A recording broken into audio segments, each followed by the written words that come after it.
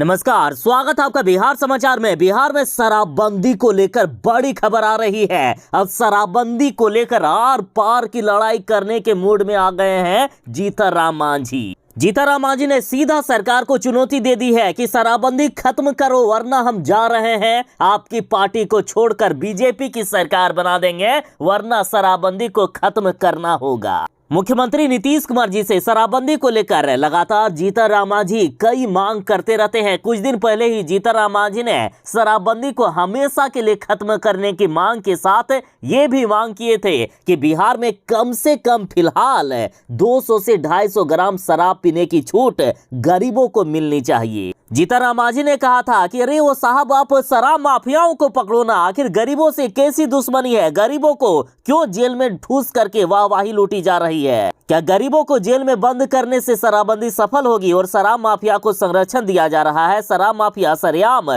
घूम घूम कर बिहार में शराब बेच रहे हैं, इससे कैसे आखिर बिहार में शराबबंदी सफल होगी? जीतनराम मांझी बोले थे कि जिन गरीबों को सरकार ने जेल में बंद करके रखा है वे भोले भाले निर्दोष गरीब हैं, या तो इनको फंसाया गया है या थोड़े मोड़े शराब ये पिए हैं मजबूरी में, क्योंकि बिहार में रोजगार नहीं है। रोजगार नहीं होने की वजह से 2 वक्त की खाने की रोटी तक नहीं होते हैं इनके, और ये पेट की आग बुझाने के लिए यदि थोड़ी मात्रा में मजबूरी में शराब पी लेता है और उसे यदि कोई जेल में ठूस दे तो ये बिल्कुल ही नाइंसाफी है। और अब जीतनराम मांझी ने मांग की है कि पीने वाला अगर पकड़ा है तो 2.5 महीने में छोड़ दीजिए नीतीश कुमार जी। जल्दी से शराबबंदी कानून में संशोधन कीजिए वरना हम जा रहे हैं सरकार छोड़कर। सीधा सरकार गिराने की चेतावनी तक दे दी गई है। साथ ही जीतनराम मांझी अब लगातार बीजेपी नेताओं से भी मिल रहे हैं। अब तो बीजेपी नेता की और जीतनराम मांझी के सुर एक जैसे नजर आ रहे हैं, और इन्हीं सब दबाव में मुख्यमंत्री नीतीश कुमार जी ने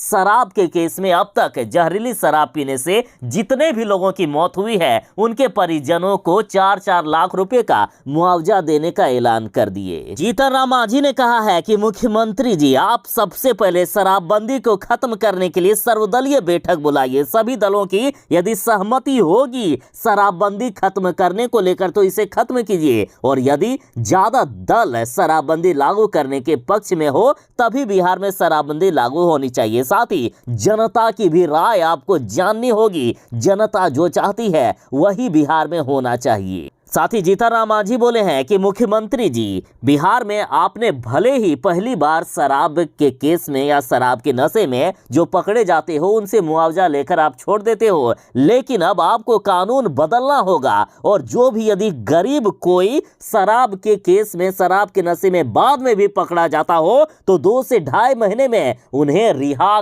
करनी होगी, वरना ठीक नहीं होगा। जीतनराम मांझी ने कहा है कि शराबबंदी से सबसे ज्यादा गरीब लोगों को सरकार ने बर्बाद करके रख दिया है। जीतनराम मांझी बोले हैं कि हम चाहते हैं कि एक बार सर्वदलीय बैठक जरूर बुलाई जाए और शराबबंदी पर विचार विमर्श किया जाए। सभी लोगों से, जनता से और अन्य पक्षों से फिर से राय ली जाए। यदि शराबबंदी खत्म करने के पक्ष में ज्यादा राय मिले तो इसे तत्काल समाप्त कर देनी चाहिए। तो इधर अब मुकेश सहनी भी भड़क गए हैं। देखिए, मुकेश सहनी ने कहा है कि बिहार में हर जगह दारू बिक रहा है, प्रशासन को चूड़ी पहन लेना चाहिए। यदि इतने सालों से 2016 से ही बिहार में ये सरकार शराबबंदी लागू करके रखे हुए है, और यदि अब भी बिहार में शराब नहीं रुक रहा है, बिहार के हर गली मोहल्ले में यदि जहरीली या डुप्लीकेट शराब बेची जा रही है, अवैध शराब बेची जा रही है, तो सरकार और प्रशासन को चूड़ी पहन लेना चाहिए। जीतनराम मांझी ने पूछा है कि आखिर ये कैसी शराबबंदी लागू किए हो जहां पुलिस निर्दोषों को ही फंसा रही है,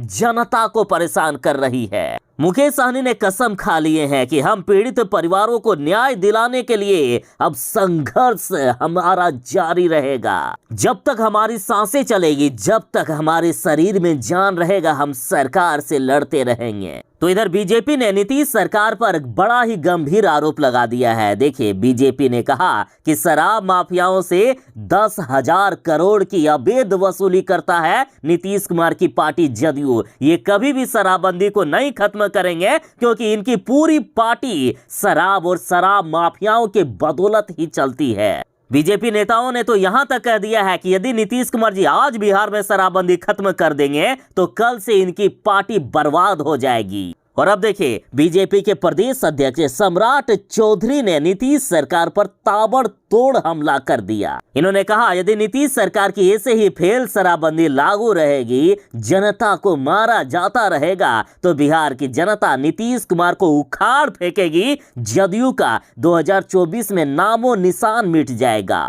2024 तक ये पता भी नहीं चलेगा कि जदयू आखिर किस पक्षी का नाम है। जनता उन्हें उखाड़ फेंकने का मन बना लिए हैं। मैं तो सीधा आरोप लगा रहा हूं कि बिहार में जनता दल यूनाइटेड के द्वारा 10,000 करोड़ रुपए का शराब माफियाओं से वसूलने का काम किया जा रहा है। और ये बड़ा बयान देखिए बीजेपी के प्रदेश अध्यक्ष सम्राट चौधरी ने दिया है। तो इधर केंद्रीय मंत्री गिरिराज सिंह ने तो यहां तक पोल खोलकर रख दी है कि बिहार में शराबबंदी के बाद ही मालामाल हुई है नीतीश कुमार की पार्टी जदयू। गिरिराज सिंह ने कहा कि बिहार में शराबबंदी से अगर किसी को सबसे अधिक फायदा हुआ है तो वो नीतीश कुमार की पार्टी जदयू को हुआ है। इन्होंने कहा कि बिहार से शराबबंदी कानून खत्म होते ही जदयू का अस्तित्व भी समाप्त हो जाएगा। इन्होंने कहा कि शराबबंदी के बाद बिहार सरकार को मिलने वाला सारा राजस्व आज शराब माफियाओं को जाता है और इस राजस्व का इस्तेमाल बीजेपी अपनी पार्टी को जिंदा रखने के लिए करती है। शराब माफियाओं से कमीशन लेती है नीतीश कुमार की पार्टी जदयू और बदले में शराब माफियाओं को संरक्षण दिया जा रहा है। बिहार में अगर आज शराबबंदी हट जाए तो कल जदयू समाप्त हो जाएगी। शराबबंदी के बाद जदयू के चंदे के संग्रह में भी अभूतपूर्व इजाफा हुआ है। अंत में हम फिर से बात कर लेते हैं। देखिए, फिलहाल शराबबंदी कानून में नया संशोधन हुआ है। अब तक जहरीली शराब से 2016 से अब तक जितने भी लोगों की मौत हुई है जहरीली शराब से, उनके परिजनों को 4-4 लाख रुपए का मुआवजा देगी सरकार। बता दें कि 17 अप्रैल 2023 के बाद जिनकी भी मौत जहरीली शराब से होगी उनको पोस्टमार्टम रिपोर्ट देना होगा, तभी मुआवजा मिल पाएगा। लेकिन 17 अप्रैल 2023 के पहले यानी जब से शराबबंदी लागू हुई है तब से लेकर 17 अप्रैल तक जिनकी भी मौत जहरीली शराब से हुई है उनके परिजनों को मुआवजा लेने में कोई भी परेशानी नहीं होगी। बस एक छोटा मोटा डॉक्टर का कोई कागज होगा तो वो दिखा देना पड़ेगा ताकि ये पता लग सके कि हाँ फलाना की मौत हुई थी। तो ये थी फिलहाल तक की एक बड़ी खबर। बाकी आप शराबबंदी के बारे में क्या सोचते हैं, अपनी राय कमेंट में जरूर ही दीजिएगा। चलिए मिलते हैं बस थोड़ी ही देर में नई खबरों के साथ, नई अपडेट के साथ। तब तक के लिए दीजिए इजाजत। बाय। जय हिंद। भारत माता की जय।